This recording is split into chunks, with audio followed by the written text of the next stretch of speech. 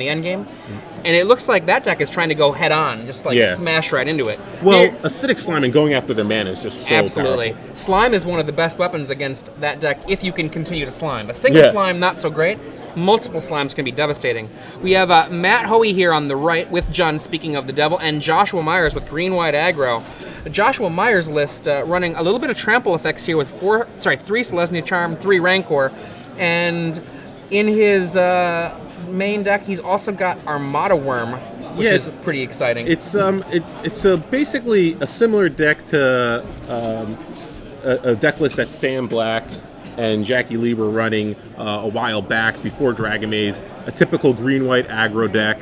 Plays cards like Sublime Archangel, Thalia, Strangler Geist, Rancors, and Selesnya Charms. He has a Loxodon Smiter. He doesn't have Silverblade Paladin, which is a card that we saw in a lot of those lists early on. But again, he does have the 8 mana creatures. He has Thalia, Strangler Geist, has 2-drop. A Johnny Calder, probably a card we don't see very often, but very powerful in his deck because he can cast it on turn 2. But right now he's facing down Matt Hoey's Thragtusk and Olivia's, so it's going to be interesting to see whether or not Josh can actually pull this one out. Now, Matt Hoey's list is very similar to the list played by Owen Turtenwald and Reed Duke. One of the slight changes in his main deck, it looks like he has taken out the main deck Liliana in favor of a 3rd Garruk Primal Hunter, a change that I actually really like. And otherwise, it looks like it's a 59-card copy of the Turtenwald and Reed Duke list. The sideboard a little bit different. It looks like it's including Barter in Bloods, which is a great card against the aggressive decks. Now, Josh Myers, if you look at the board right now, he's got a pretty aggressive stance, but he's facing down double Thragtusk Olivia. This has got to be a almost nightmare for him. I mean, Selesnya Charm can get rid of Olivia, but that's scary. Yeah, he doesn't have many answers to Olivia. He's got a Selesnya Charm. He's got Oblivion Ring, but beyond that, really no way to deal with Olivia. Olivia's going to be able to untap and ping the Stringer Geist on his turn, and also steal. He can ping and steal a creature if he chooses to with the second ability of Olivia. So Josh is in tough position right here. Matt is simply not at low enough life for him to be able to push through right now. He's got 7 toughness if he chooses to, but he's only blocking with the Thragtusk right here, which is the right play. He's going to trade with the Stringer Geist, and he's going to get a token. He's only going to take 4 points of trample here, I believe.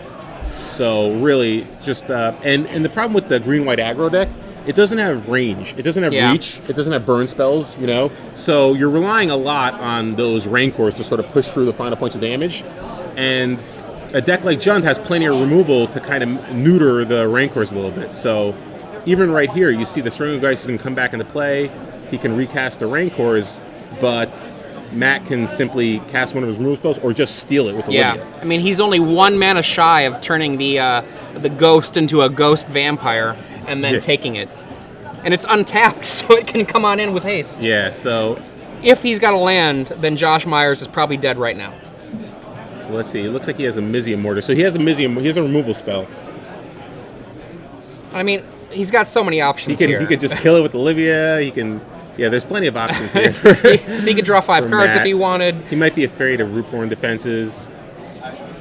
One of the things that you should all out there be aware of, we do, all of us, check the @SCG Live feed. So, for example, we get messages, say, from Jarvis Yu, who says that he had been talking with BBD about Progenitor Mimic, and Jarvis wants to let everyone know, hey, this might be a card that you should be thinking about. Let us know what you think. We can't always answer all of the tweets, but @SCG Live is everybody here. That's me, that's Osip, that is Ruben Bressler, that's Nicholas Saban, that's our awesome director Choi over here. New Choi, I like to call him, because he's the newest of the directors. And that's just it. And you saw Matt actually made a great play in that last turn. He was. You might have asked, oh, well, why is he casting the Mizium Mortars there? He has an Olivia. Why doesn't he just ping the Strangler Geist? Well, he was playing around Rootborn defenses, which he obviously knew about. Maybe he saw it in game 1. You cast the Mizium Mortars, even if Josh has